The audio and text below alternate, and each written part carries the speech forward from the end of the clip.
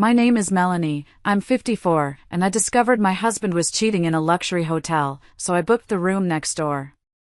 Before I tell you about how I walked in on him with his mistress, and brought her husband with me, let me know where you're watching from in the comments. I stood there, heart pounding against my ribs, outside room 402, at the Grand Plaza Hotel in New York. My hand trembled, holding the key card to room 403. Laughter, his laughter, echoed from behind the door, seeping through the thin wall, twisting like a knife in my gut. My face was set, a bitter grimace I couldn't quite hide. How could a woman, 54 years old, who had dedicated nearly 3 decades to a marriage, find herself in such a preposterous situation? In 28 years of marriage, I'd been the perfect wife. Now, I was a reluctant detective, a stalker, and a woman on the verge of breakdown. But tonight, everything was about to change. This wasn't the end of me. This was the start of my freedom.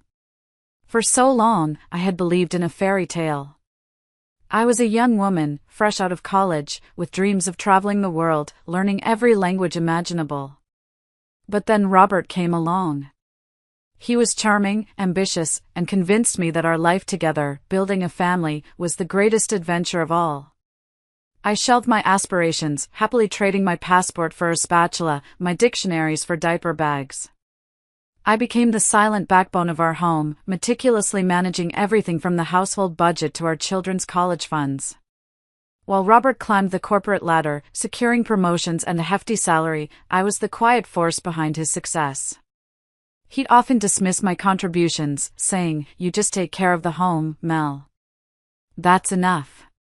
It was a subtle erosion of my value, a slow bleed I barely noticed until it was too late. The past few years, the silence in our sprawling suburban house had become deafening. Robert was always busy, late nights at the office, business trips, golfing with clients. I'd cook elaborate dinners, only to eat alone, staring at the empty chair across the table. When I'd suggest a weekend getaway, or even just a quiet evening together, he'd brush me off. "Melanie, you're overthinking it. I'm just tired." I became a ghost in my own life, a silent observer of a marriage that was slowly, painfully dying. The ache of loneliness was a constant companion. Then came the morning I found his phone. He'd left it on the kitchen counter, notifications flashing. A text message popped up, innocent enough at first. "Can't wait for our romantic weekend, Robert. Missing you already. Sarah." My blood ran cold. My hands started to tremble so violently, I almost dropped the phone. Sarah. The name echoed in my head. Who is Sarah? My initial shock quickly morphed into a cold, calculated resolve. I didn't confront him. Not yet.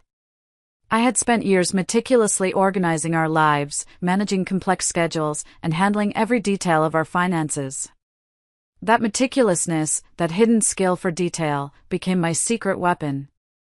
I started digging. I checked his call history, scrolled through his messages when he was asleep, painstakingly cross-referenced his calendar with credit card statements. Each piece of information was like a tiny shard of glass, cutting deeper. I found more messages, more clandestine meetings. The affair wasn't new, it had been going on for at least 8 months.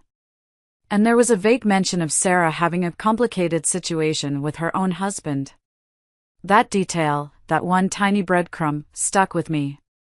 This wasn't just about Robert's betrayal, it was about a whole network of deceit, and I was going to unravel it. This wasn't about revenge, not entirely. This was about reclaiming the pieces of myself he had so carelessly discarded. The evidence mounted, undeniable and sickening. Robert and Sarah were planning a romantic weekend getaway at the Grand Plaza Hotel in New York. A luxury hotel, no less. He'd probably used our joint account. The audacity.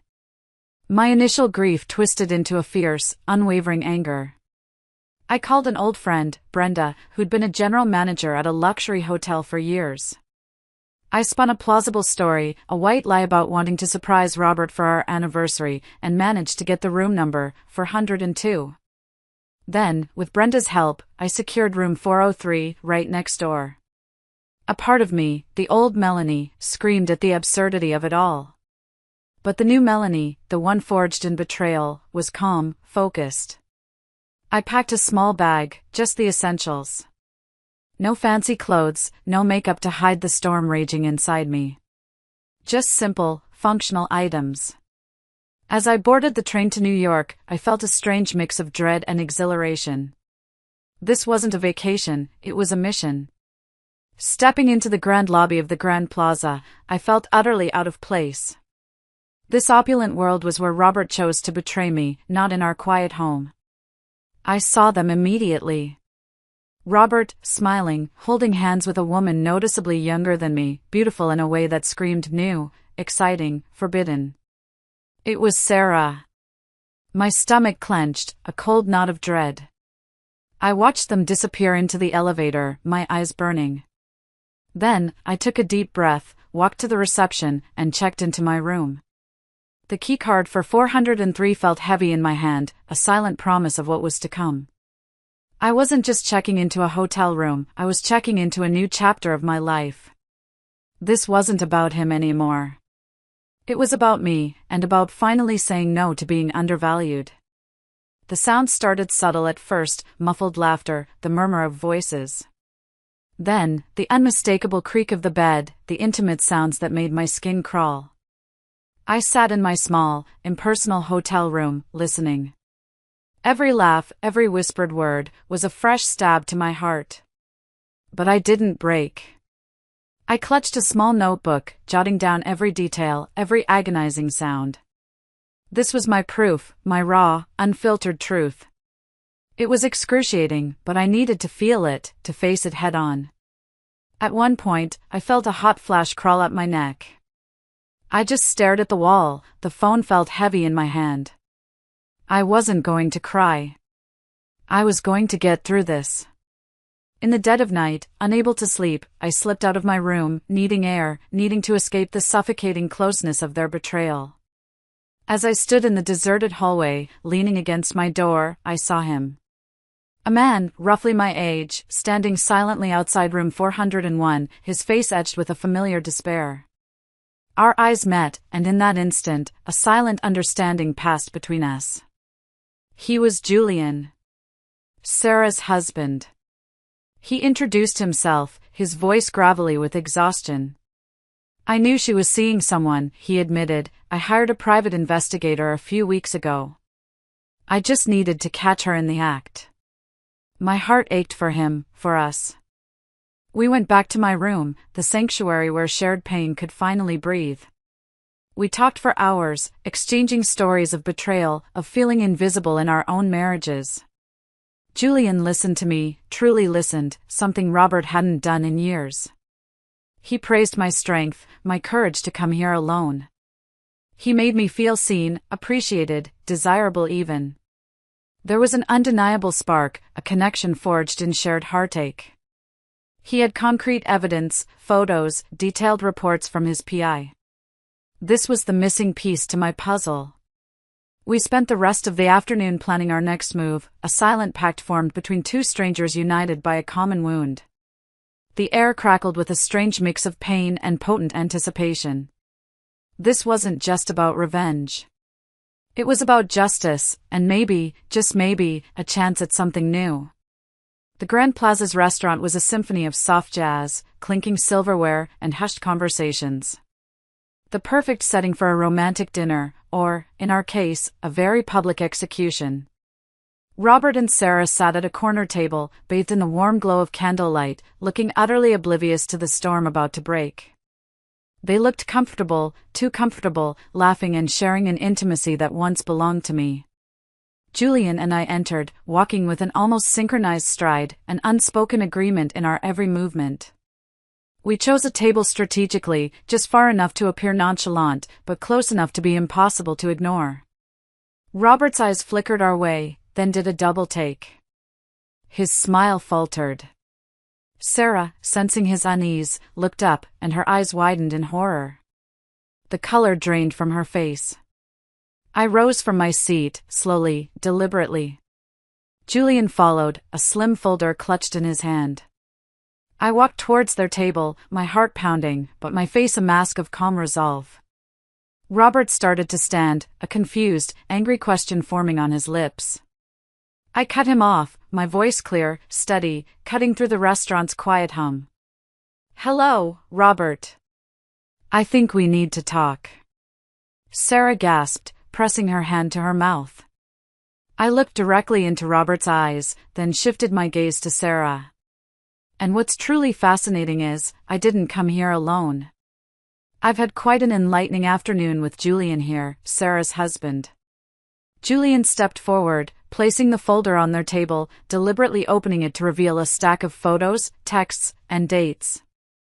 "These are the details of Sarah and Robert's arrangement," Julian stated, his voice devoid of emotion, yet carrying immense weight. The restaurant seemed to hold its breath. Robert's face twisted from confusion to outrage, then to utter humiliation. He tried to grab my arm, but I recoiled. Sarah started to sob. "No. This isn't. It's not what it looks like." But her words were drowned out by the rising murmurs of other diners. The public humiliation was absolute. Robert was beet red, stammering, unable to form a coherent sentence. His powerful executive demeanor had crumbled, replaced by a pathetic, exposed man. He was trapped, utterly defeated. I looked at him, then at Sarah, not with anger, but with a profound sense of closure. Their secret was out, shattered in the most public way imaginable. After the restaurant chaos, Julian and I walked out, leaving Robert and Sarah to deal with the fallout of their public shaming. We went back to my room. Robert, in a frantic rage, soon found himself pounding on my door, demanding to be let in, demanding an explanation. But I was done. I stood firm. Through the thick hotel door, my voice was calm, clear, and utterly final. "Robert," I said, "it's over. You'll be hearing from my lawyer. Don't ever contact me again." There were no tears, no shouts, just a quiet, resolute farewell. Julian stood beside me, a comforting presence, silent but supportive. We walked out of the Grand Plaza, leaving behind the shattered pieces of a deceptive marriage and the ghosts of my past. The fresh New York air felt invigorating, a promise of new beginnings. I pulled up my phone and sent Robert one last, concise message. My life was once a forgotten draft. Now, I will rewrite it. It wasn't just a breakup, it was a declaration of independence. 3 years flew by, each day a new discovery. The divorce from Robert was finalized, surprisingly swift and clean, largely thanks to Julian's PI evidence which expedited the process and ensured a fair settlement. I finally used a portion of that inheritance to enroll in language courses, picking up where I'd left off decades ago. The joy of learning, the thrill of understanding a new culture, was intoxicating. I even started taking on freelance translation projects, my mind buzzing with newfound purpose. My pension from my late mother and a portion of Robert's salary that I'd saved up was also helpful during this time. Julian and I's relationship blossomed organically. It wasn't a rebound, it was a profound connection built on mutual respect, shared vulnerabilities, and a deep understanding of what it felt like to be underestimated. We discovered a mutual passion for travel, but not just sightseeing. We wanted to help others rediscover themselves. So, we founded Renaissance Journeys, a bespoke travel consultation company specifically designed for people over 50 looking to embark on personal Renaissance journeys. We helped them find adventures, learn new skills, and reclaim parts of themselves they thought were lost. Our company thrived. We were busy, happy, and fulfilled. Eventually, Julian and I found our dream home, a charming villa nestled in the hills of Nice, France, overlooking the sparkling Mediterranean Sea. We often hosted friends from the States, sharing stories of our past lives and the incredible journey that led us here. At 57, I was no longer Robert's wife, no longer the silent shadow. I was Melanie. Vibrant, confident, and unapologetically myself. We're planning a simple beach wedding soon, just the two of us, a quiet celebration of a love that was truly earned. I often find myself sitting on our balcony in Nice, sipping my morning tea, watching the sun kiss the Mediterranean. I sometimes glance at an old photo of Robert and me, and I can honestly say there's no bitterness left. Just a faint, almost nostalgic smile. Sometimes, the biggest betrayals are simply the catalysts we need for our greatest breakthroughs. That painful chapter wasn't an ending. It was just a comma, leading to a new, brighter sentence. Thank you so much for listening to my story. I truly hope it resonates with some of you out there. Have you ever faced a similar turning point in your life, where a difficult experience ultimately led you to something better? Let me know your thoughts in the comments below. And if you connected with my journey, please give this video a like and subscribe for more stories of reinvention and resilience.